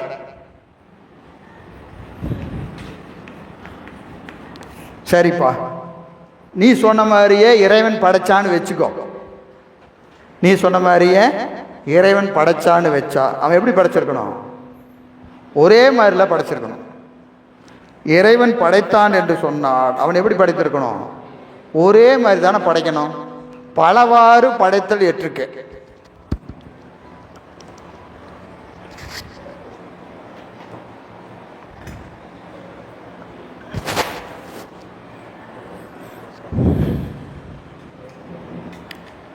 நாலு தடை. தடை சொல்லுங்க பார்க்கலாம் வரிசையா.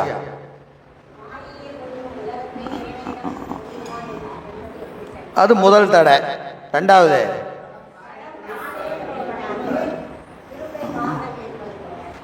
அதாவது சடம் தானே தொழில்படாது என்பது பொருந்தாது. அதான் தடை. சரிங்களா? அவன் தானே தொழில் படும் அவன். ரெண்டாவது. மூணாவது இல்லை, அதுக்கு உதாரணம் இரும்பை காந்த வலிக்கிற மாதிரிங்கிறது உதாரணம். அடுத்தது இறைவன் படைத்தான் இறைவன் அழித்தான் சொல்வதற்கு அனுமானத்தில் முன்கண்ட அனுபவம் உண்டா? முன்கண்ட அனுபவம் உண்டா? 3. 4 இறைவன் அப்படியே படைச்சானா ஒரே மாதிரிலாம் படைக்கணும்.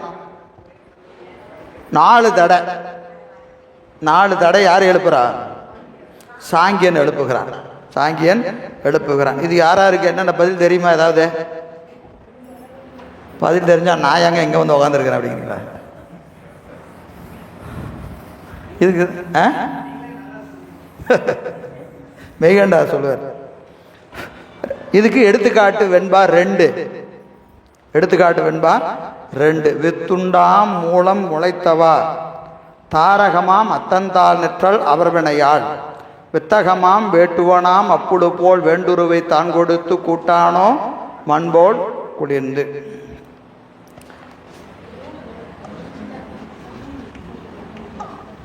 தாரகமாம்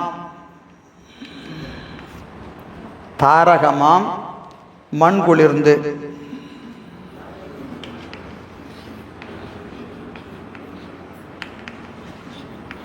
தாரகம் என்பதற்கு என்ன பொருளுங்க? ஆதாரம். தாரகம் என்பது ஆதாரம். இப்போ நமக்கு ஆதாரம் எது? மண்ணு தான். மண் எப்படி இருக்கணும்? குளிர்ந்து இருக்கணும். மண் எப்படி இருக்கணும்? குளிர்ந்து இருக்கணும். நல்ல ஈரப்பதமாக இருக்கணும். தாரகமாகிய மண் எப்படி இருக்கணும்? குளிர்ந்து இருக்கணும். நிலைக்களனமாகிய மண் குளிர்ச்சி அடைந்த பொழுது, நிலைக்களமாகிய மண் குளிர்ச்சி அடைந்த பொழுது, குளிர்ச்சி அடைந்த பொழுது எழுதிக்க கூடவே. இதெல்லாம் நீங்கள் அப்படியே தான் படிக்கணும். அதில் இருக்கிற மாதிரி படிச்சிங்கன்னா பொருள் புரியாது. நிலைக்களமாகிய மண் குளிர்ச்சி அடைந்த பொழுது வித்துண்டா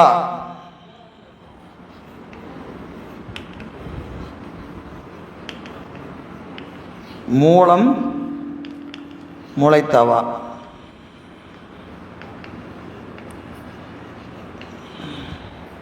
வித்துண்டா மூலம் முளைத்தவா. அதன்கண், எதன்கண்? அந்த மண்ணின் கண்ணே, குளிர்ந்த மண்ணின் கண்ணே என்னாகும்? வித்து இருத்தலாலே. வித்துனது விதை, விதை இருப்பதினாலே முளை தோன்றியவாறு போல. அந்த மண்ணின் கண்ணே விதை இருக்கணும். மண்ணுக்குள்ள என்ன இருக்கணும்? விதை இருக்கணும். விதை இருந்தால் என்ன தோன்றும்? முளை தோன்றும். முளை தோன்றும். குளிர்ந்த மண்ணினுள்ளே முளை இருக்கும். முளையில எது தோன்றும்? வித்து இருக்கும். வித்துக்குள்ள முளை தோன்றும். முளை தோன்றும். அது போல, அது போல. இது ஓமை. அது போல என்ன செய்யறாரு? ஒரு உதாரணம் சொல்றாரு. தாமரை தோன்றுகிறது. தாமரை தோன்றுகிறது. எதிலிருந்து தோன்றுகிறது? கிழங்குல இருந்து தோன்றுகிறது. தாமரை கிழங்குல இருந்து. இப்போ பார்த்தீங்கன்னா நல்லா, இப்போ நல்லா குளம் இருக்கும். இப்போ வெய்ய காலம் வந்து என்னாச்சு? எல்லாம் வறண்டு போயிடும். ஒன்றுமே இருக்காது. தாமரையும் இருக்காது, தண்ணியும் இருக்காது. சரிங்களா? எல்லாம் வெய்ய காலம் முடிஞ்சு ஒரு நல்ல மழை பெஞ்சுன்னு என்ன ஆகும்? அப்படியே குளம் நிறையும். நிறைஞ்சு ஒரு 15 நாளில் பார்த்தீங்கன்னா அப்படியே தாமரை அப்படியே மேலே வரும். தாமரை மேலே வரும். இப்போ எங்கேருந்து வந்துச்சு? மண்ணுக்குள்ளே தான் இருந்துச்சு. மண்ணுக்குள்ளே தான் இருந்துச்சு. ஆனால் மண் எப்படி இருந்தது? காஞ்சி கிடந்தது. அதனால் வல்ல. இப்போ என்னாச்சு? தண்ணி வந்து மண்ணு நல்லா குளிர்ச்சி ஆன உடனே அந்த மண்ணில் இருக்கக்கூடிய கிழங்குலேருந்து எது வருகிறது? தாமரை வருகிறது. இப்போ தாமரை வரணும்னா அங்கே என்ன இருக்கணும்? முளைக்கும் திறனுடைய கிழங்கு இருக்கணும்.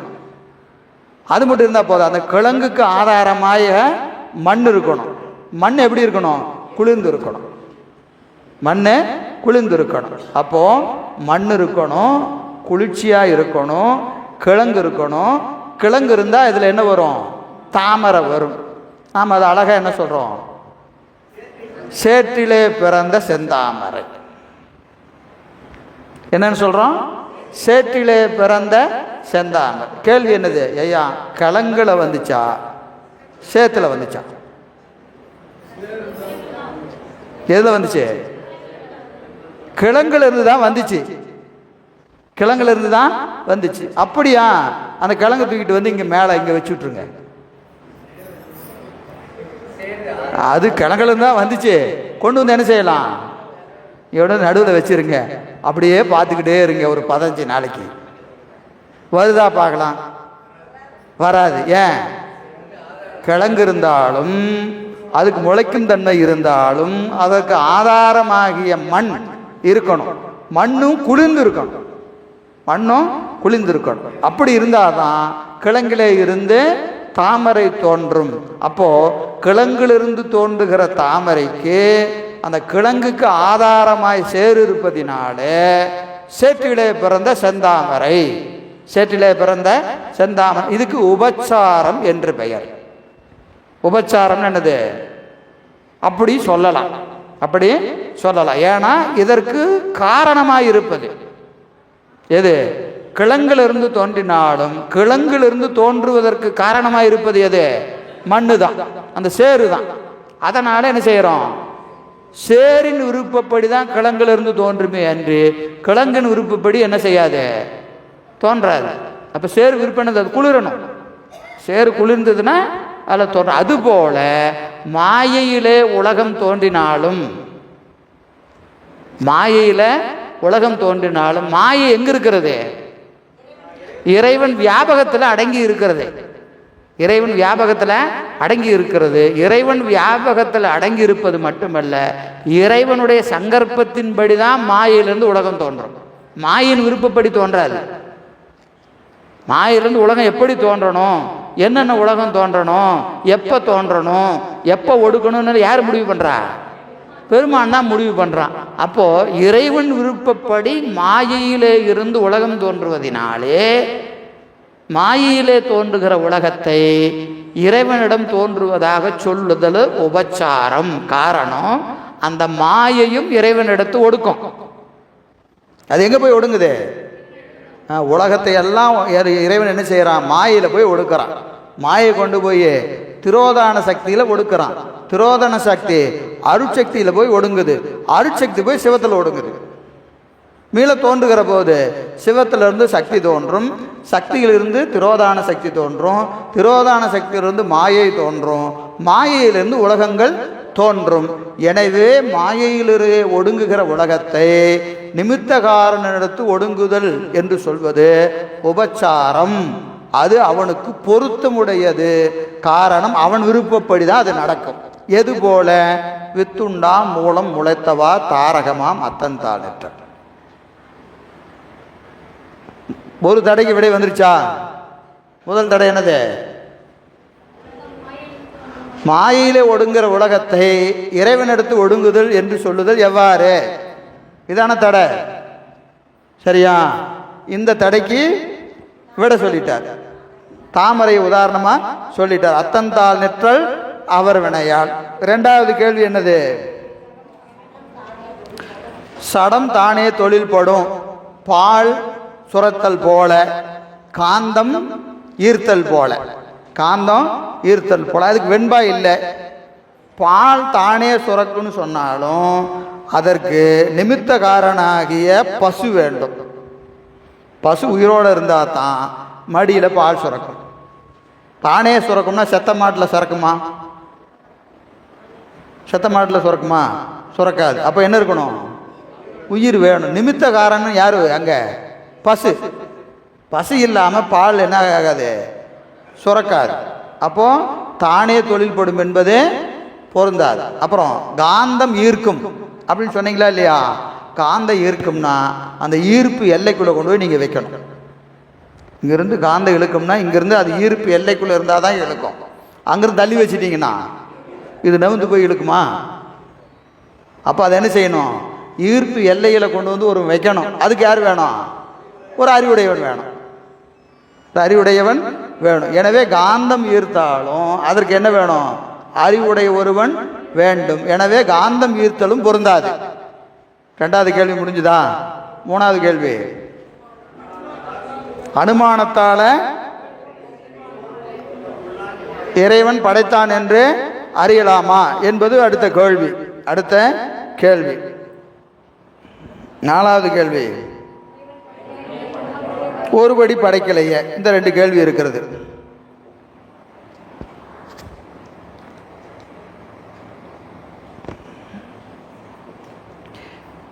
இறைவன் படைக்கவில்லை என்பதற்கு நம்ம ஏற்கனவே சொன்னது என்னதுங்க? அனுமானத்தால் அறியலாம் என்று சொன்னால் அதற்கு ஒருவன் வேண்டும் என்பது ஏற்கனவே நிறுவன செய்தி தான். என்னது? சடம் தொழில்படாது. சடம் தொழில்படாது. அப்போ காரியங்களை கொண்டு காரணத்தை என்ன செய்யலாம்? அனுமானிக்கலாம். காரியத்தை வச்சு என்ன செய்யலாம்? காரணத்தை அனுமானிக்கலாம். காரியம்னாவே என்னது? ஒரு சடம் தொழில்படுதுனாவே அங்கே என்ன இருக்கும்? ஒரு அறிவுடையவன் வேண்டும். அறிவுடையவன் வேண்டும். அப்போது உலகம் தோன்றுகிறது என்று சொன்னால் அது சடம் என்பது சரின்னா அதற்கு யார் வேணும்? கண்டிப்பாக ஒருவன் வேண்டும். சரியா? அடுத்தது நாலாவது, அவன் ஒருபடித்தாய் படைக்காமைக்கு காரணம் என்ன? அவன் படைச்சான், ஒரே மாதிரில படைக்கணும். ஒரே மாதிரி படைச்சிருக்கிறானா? படைக்கலை. ஏன்? அவர் வினையால். இந்த வெண்பாலை பாக்கி இருக்கா இல்லையா? அவர் வினையால். வினைக்கு தக்கவாறு இறைவன் உலகத்தை பல்வேறு வகையாய் படைக்கின்றான். அவர் வினையார் எதுபோல வேட்டுவனாம் அப்புழு போல்.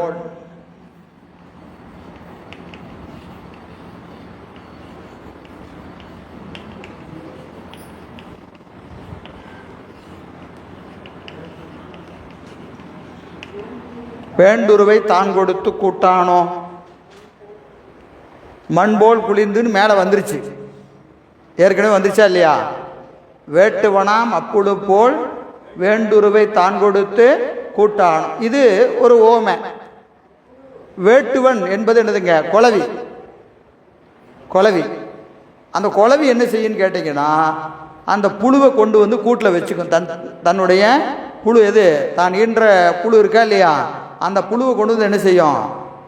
கூட்டுக்குள்ளே வச்சுக்கிட்டு அது தன்னை போலவே வேட்டுவன் ஆகணும்னு சொன்னால் அது என்ன செஞ்சிடும்? கொட்டி கொட்டி கொட்டி கொட்டி குளவி ஆக்கிடும். கொட்டை கொட்டை புழுவும் குளவியாகும். சொல்கிறோமா இல்லையா? கொட்டை கொட்டை என்ன ஆகும் இல்லையா? கொட்டிக்கிட்டே இருந்தால் என்ன ஆயிரும்? அது அப்படியே குளவி ஆயிரும். இல்லைன்னா என்ன ஆயிரும்? பூச்சி ஆயிரும், வண்ணத்து பூச்சி ஆயிடும். குளவி ஆகிறதும் பூச்சி ஆகிறதும் எது? அந்த புழுவினுடைய விருப்பத்திற்கு ஏற்ப, புழுவினுடைய விருப்பத்திற்கு ஏற்ப தாய் புழு என்ன செய்யுது? அதை வேட்டுவனாகவும் ஆக்கும், குளவியாகவும் ஆக்கும், என்னாகும்? பட்டாம்பூச்சியாகவும் ஆக்கும். அதுபோல இறைவன் என்ன செய்கிறான்? அந்தந்த ஆன்மா செஞ்ச வினைக்கு தக்கவாறு அதற்கு என்ன செய்கிறான்? உடம்பை கொடுக்குறான். இப்போது தாய் குளவி தன் மகட்குளவிக்கு உடம்பை கொடுக்குது. எப்படி கொடுக்குது? ஒன்று குளவியாக கொடுக்குது, இல்லைன்னா பட்டாம்பூச்சியாக கொடுக்குது. ரெண்டு வகையாக கொடுக்குதா இல்லையா? ஒரே மாதிரி கொடுக்குதா? எல்லாத்தையும் குளவி ஆக்கிறதும் இல்லை, எல்லாத்தையும் பட்டாம்பூச்சி ஆக்கிறதும் இல்லை. அதன் விருப்பத்திற்கு தக்கவாறு. எதன் விருப்பத்திற்கு? புழுவின் விருப்பத்திற்கு தக்கவாறு இது என்ன செய்யுது? வேண்டுவற்றை செய்கிறது. அதுபோல இறைவன் என்ன செய்கிறான்? நம்ம விருப்பத்துக்கு உடம்பை கொடுக்குறான். நம்ம வினைக்கு தக்கவாறு கொடுக்குறான். நம்ம கேட்குற மாதிரிலாம் கொடுக்க மாட்டான். நம்மளை கேட்குற மாதிரிலாம் கொடுக்க மாட்டான். ஏன் கொடுக்க மாட்டான்னா, இன்னொன்று நாம் எப்போவாது கேட்டிருக்கலாம். நம்ம எப்படி கேட்டிருப்போன்னு கேட்டிங்கன்னா, இந்த உடம்பு வேணும்னு கேட்டிருக்க மாட்டான். சரிங்களா? என்ன கேட்டிருப்போம்? இதை அனுபவிக்கணும், இதை அனுபவிக்கணும், நான் இப்படி இருக்கணும், அப்படி இருக்கணும், எதையாவது கேட்டு வச்சுருப்போம். அதுக்கு தக்கவாறு உடம்பு வந்துடும் இல்லைங்களா? அப்போது ஆன்மாவின் விருப்பத்திற்கு ஏற்ப, இங்கே விருப்பம் என்பது வினைக்கு ஏற்ப, நாம் ஏற்கனவே செய்த வினைக்கு ஏற்ப பல்வேறு வகையாய் இறைவன் உடம்பை படைக்கின்றான். எனவே அது ஒருபடியாய் இருப்பதில்லை.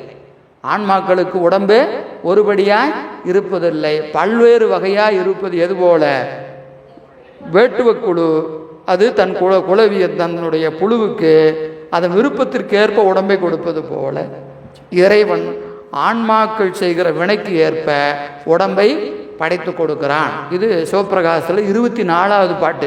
பாட்டை குறிச்சிக்குங்க, வீட்டில் போய் பார்த்துக்குங்க. சிவப்பிரகாசம் 24.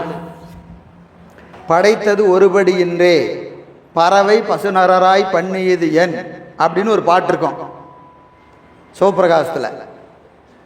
பாட்டு 24 என்னென்னு துவங்கும்? படைத்தது ஒருபடியின்றி. படைத்தது ஒருபடி என்று. இறைவன் ஒரே மாதிரி ஏன் படைக்க மாட்டேங்கிறான்? ஒரே மாதிரி ஏன் படைக்க மாட்டேங்கிறான் என்ற கேள்விக்கு வரிசையாக அதில் விட சொல்லிட்டு வருவார். நான் 4 மணிக்குள்ளே இந்த சூத்திரத்தை முடிச்சிடணும், அதனால் அந்த பாட்டை விட்டுட்டு போகிறேன். சரி,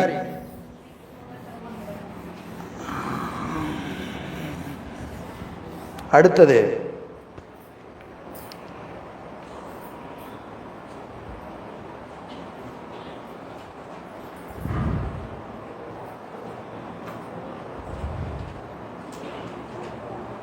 இப்போ இறைவன் எல்லா உலகங்களையும் படைத்து காத்து அழிக்கிறான். இறைவன் என்ன செய்கிறான்? எல்லா உலகங்களையும் படைத்து காத்து அழிக்கிறான்னு சொன்னால் அவன் விகாரப்படுவன். என்ன செய்வான்? விகாரப்படுவன். எனவே அவன் இல்லை என்று சொல்வதே சிறப்பு. உலகம் எப்படி இருக்கு? ஒரே மாதிரி ஒரு ரெகுலர் ப்ரொசீஜரில் இயங்கிட்டு இருக்கா இல்லையா? ஒரே மாதிரி டிப்பிக்கலாக இயங்கிட்டு இருக்கா இல்லையா? அப்போது இறைவன் இதை செய்கிறான்னு சொன்னால் அவன் என்ன ஆயிடுவான்? டயர்டாவான். அவனாக மாட்டானா? நம்மளே சொல்கிறோம், ஒரு வேலையை ஒரு ஆள்கிட்ட 10 வேலையை கொடுத்துட்டு 24 மணி நேரம் செய்யு அப்படின்னா என்ன ஆகும்? அப்படியே மொதல் நாள் அப்படியே ஓடும், 2ஆவது நாள் அப்படியே இருக்கும். இப்போ ஏங்க இப்படி ஆச்சு? ஏங்க அவரும் தான் என்ன பண்ணுவார்? அவர்கிட்ட இத்தனை வேலை கொடுத்து செய்யின்னு என்னங்க பண்ணுவார் அப்படின்னு சொல்கிறோமா இல்லையா? அப்போது என்ன ஆகும்? விகாரப்படுவன், தன் நிலையில் விகாரப்படுவன். ஆனால் உலகத்தை பார்த்தா அப்படி தெரியல. எப்படி இருக்கு? ஒரே சிஸ்டமேட்டிக்காக அது பாட்டுக்கு நடந்துக்கிட்டே இருக்கு. அப்போ இறைவன் ஒருவனே எல்லா உலகையும் படைக்கிறான், எல்லா உலகையும் காக்கிறான், எல்லா உலகையும் அழிக்கிறான்னு சொன்னால் அது நம்புற மாதிரி இல்லை. விகாரப்பட்டதுன்னா கூட பரவாயில்ல, ஏதோ சேஞ்ச் இருந்ததுன்னா சரி, அவர் இப்போ சாமி இப்போ டயர்ட் ஆகிட்டார் பாரு, இது எப்படி நடந்துட்டு இருக்குது பாரு, இப்போ தான் ரெடி ஆகிட்டார், தூங்கி எந்திரிச்சார் ஆட்டுருக்குது அப்படின்னு ஏதாவது நம்ம பார்க்கலாம். ஆனால் உலகத்தை பார்த்தா அப்படி தெரியல. உலகம் எப்படி இருக்குது? ஒரு சிஸ்டமேட்டிக்காக இயங்கிக்கிட்டே இருக்குது. அதனால் இது இறைவன் செய்கிறான், அவன் விகாரப்படாது செய்கிறான் என்பது ஏற்குமாறு இல்லை. எனவே என்ன செய்யலாம்? அதுக்கு அப்படி ஒரு இல்லைன்னு சொல்லிட்டா பெஸ்ட். உலக இயக்கத்தை பார்த்தா அப்படி தான் இருக்குது என்பது சாங்கியர் கூடக்கூடிய தடை. அதற்கு என்ன செய்கிறாரு? விடை சொல்லுகிறார். நோக்காது நோக்கி நொடித்து அன்றே காலத்தின் தாக்காது நின்று உளத்தில் கண்டு இறைவன் ஆக்காதே கண்ட நனவுணர்வில் கண்ட கனவுணர கண்டவனின் இன்றாம் கட்டு. இறைவன் உலகத்தை என்ன செய்கிறான்? படைக்கிறான், காக்கிறான், அழிக்கிறான். படைப்போன் படைக்கும் பழையோன், காப்போன் காக்கும் காக்கும் கடவுள் என்று அவன் என்ன செய்கிறான்? படைப்போனை படைக்கிறான், காப்போனையும் காக்கிறான். எல்லா உலகம் என்ன செய்கிறானுங்க? போற்றி ஈராம் உண்மை என்று நமக்கு இதில் சொல்கிறாரா இல்லையா? ஐந்தொழிலும் அவன் தான் செய்கிறான். அவன் எப்படி செய்கிறான்னு கேட்டிங்கன்னா, கால தத்துவம் போல காலத்தின்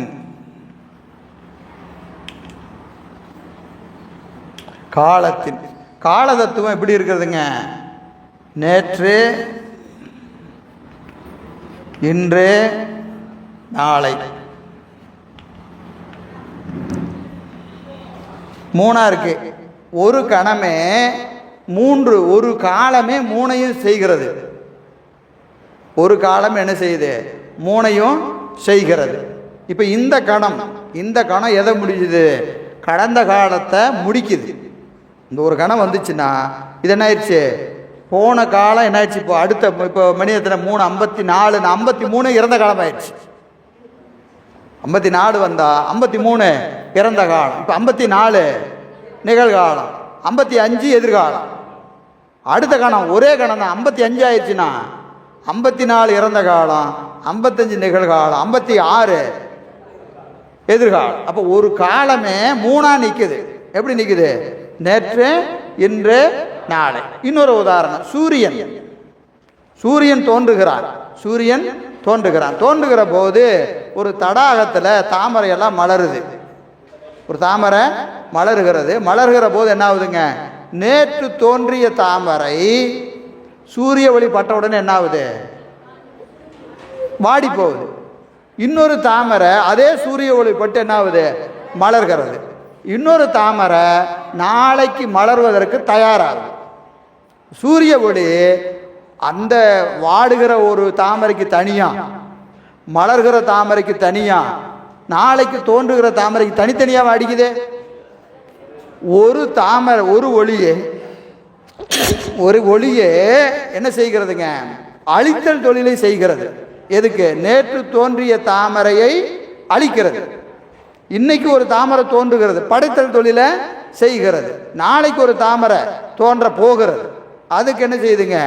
அதை காக்கிறது. இன்று தோன்றியதை காக்கிறது, நாளை தோன்ற போவதை படைக்கிறது. படைத்தல், காத்தல், அழித்தல் என்பதை எது செய்கிறது? சூரியனுடைய ஒரு ஒளி செய்கிறது. இதுக்கு தனியா ஒளி, அதுக்கு தனியா ஒளியெல்லாம் கிடையாது. ஒரு ஒளியே ஒரே நேரத்தில் படைத்தலையும் செய்கிறது, காத்தலையும் செய்கிறது, அழித்தலையும் செய்கிறது. இதுபோல இறைவன் உலகத்தை சங்கற்பத்தினால் செய்கிறான். சங்கற்பம்னு என்னதுங்க? நினைப்பு மாத்திரையில் செய்கிறான். அவன் ஒன்று நம்ம மாதிரி எல்லாம் படைக்கணும்னு சொன்னான். இப்போ கொய்யவன் சொன்னமா இல்லையா, கொய்யவன் பானையை படைக்கணும்னு என்ன செய்வான், போய் மண்ணை எடுத்துகிட்டு வந்து போட்டு தண்ணி ஊற்றி பிசைஞ்சு சக்கரத்தை வச்சு சுருட்டி, இதெல்லாம் உபச்சாரம் நமக்கு புரியறதுக்காக. உலகத்தை படைக்கணும்னா ஏப்பா மாயை கொஞ்சம் எடுத்துட்டு வா அப்படின்னு எடுத்துகிட்டு வந்து பிசைஞ்சு, ஏப்பா இந்த சுத்த பூனத்தை செஞ்சிருவோம், இந்த அசுத்த பூனத்தை செஞ்சிருவோம், அப்படியெல்லாம் செய்ய மாட்டான். அவன் அப்படி மாயை பார்த்து தோன்றுக அப்படின்னு நினச்சானா தோன்றிடும். அவன் என்ன செய்ய வேண்டியதில்லை, நம்மை போல அவன் செய்ய வேண்டிய அவசியம் இல்லை. சங்கற்பத்தினால் செய்வான், நினைவு மாத்திரைகளை செய்வான். அதனால் அவனுக்கு என்ன கிடையாது, விகாரம் அவனுக்கு கிடையாது. அதான் நோக்காது நோக்கி, நோக்காது நோக்கி. காலம் போல அவன் என்ன செய்கிறானுங்க, நோக்காது நோக்கி, ஆக்காதே கண்டு, நோக்காதே நோக்கி, நொடித்து. நொடித்தல் என்பது அழித்தல், நோக்குதல் என்பது படைத்தல். ஸோ படையாது படைத்து, காக்காமல் காத்து, அழிக்காமல் அழித்து. எது போல, காலதத்துவம் போல. காலதத்துவன் போல அவன் என்ன செய்கிறான், படையாமல் படைக்கிறான், காக்காமல் காக்கிறான், அழிக்காமல் அழிக்கிறான். எனவே அவனுக்கு என்ன கிடையாது, விகாரம் அவனுக்கு கிடையாது. அதற்கு ரெண்டு ஊமை சொல்லுகிறார். ஒன்று கண்ட நனவு கனவுணர. கனவுல கண்டதை நனவுல காணுகிற போது நமக்கு விகாரம் வருமா? கனவுல கண்டது நனவுல விகாரம் வருமா? தூங்கும்போது கனவுல நான் பெரிய ராஜா, அப்படியே திடீர்னு அப்படியே இந்தியாவிலே பெரிய பணக்காரன் ஆகிட்டேன் அப்படின்னு என்ன பண்ணுறேன், கனவு காண்கிறேன். விழிச்சிட்டு நான் யார் தெரியுமா அப்படின்னு என்ன செய்வான், கனவு யாது. கனவுல கண்டது நனவுல என்ன ஆகாது, ஒன்றும் பிரயோஜனப்படாது. விகாரப்படுவோமா? படமாட்டான். கனவுல கண்டது நனவுல விகாரப்பட போவதில்லை, நனவுல இருக்கிறது கனவுல விகாரப்படுவது இல்லை. அதுபோல அது மட்டுமல்ல, சொல்லும் பொருளும் போலங்கிறார். சொல்லும் பொருளும் போல. இப்போ நம்ம படிக்கிறோமா இல்லையா, படித்தாச்சு, படிப்புனால நம்ம விகாரப்படுகிறோமா அப்படின்னு கேட்டால், ஒரு வகையில் விகாரம் அடைவோம், ஒரு வகையில் விகாரம் அடைய மாட்டோம். ஒரு வகையில் விகாரம் அடைவோம், ஒரு வகையில் விகாரம் அடைய மாட்டோம். என்ன விகாரம்? இப்போ ஞான நூல்கள் கற்பதினால நம்ம அறிவில் என்ன வருது, திருத்தம் வருதா இல்லையா? இது நம்ம விகாரப்படுவது. சரியா? 8ஆம் வகுப்பு படித்த உடனே சீவன் முத்திர ஆயிடுவோமா? அப்போ அது என்ன ஆகலை, விகாரப்படலை. ஒரு வகையில் விகாரம், ஒரு வகையில் விகாரம் இல்லை. அதுபோல இறைவனுக்கு ஒரு வகையில் விகாரம் உண்டு, ஒரு வகையில் விகாரம் இல்லை. விகாரம் உண்டு என்பது நம் பொருட்டு அவன் என்ன செய்கிறான், மேலேருந்து கீழே இறங்கி இறங்கி வரான், கீழே இறங்கி இறங்கி வரான். உலகத்தை படைக்கணும்னா என்ன செய்கிறான், சதாசிவமூர்த்தியாக வரான், ருத்ரனாக வரான், மகேஸ்வரனாக வரான். இதெல்லாம் எதுக்கு, நம் பொருட்டு அவன் கீழே இறங்குறான். ஆனால் அதுக்காக அவன் என்னது, விகாரப்பட மாட்டான். அவன் நிலையில் கீழே இறங்கினாலும் தன் நிலையில் அவன் என்னவதில்லை, விகாரம் அடைவது இல்லை. எது போல, சொல்லும் பொருளும் போல. சொல்லும் பொருளும் போல அவனுக்கு ஒரு வகையில் விகாரம் உண்டு, ஒரு வகையில் விகாரம் இல்லை. எனவே அவனுக்கு என்ன கிடையாதுங்க, ஒரு அந்த உலகத்தை ஒரு சேர படைப்பதினாலோ ஒரு சேர அழிப்பதினாலோ அவன் தன்னிலையில் திரியாது இருப்பன் என்பதை இங்கே சொல்கிறார். சரி, 3வது அதிகாரத்தை அடுத்த வகுப்பில் பார்ப்போம்.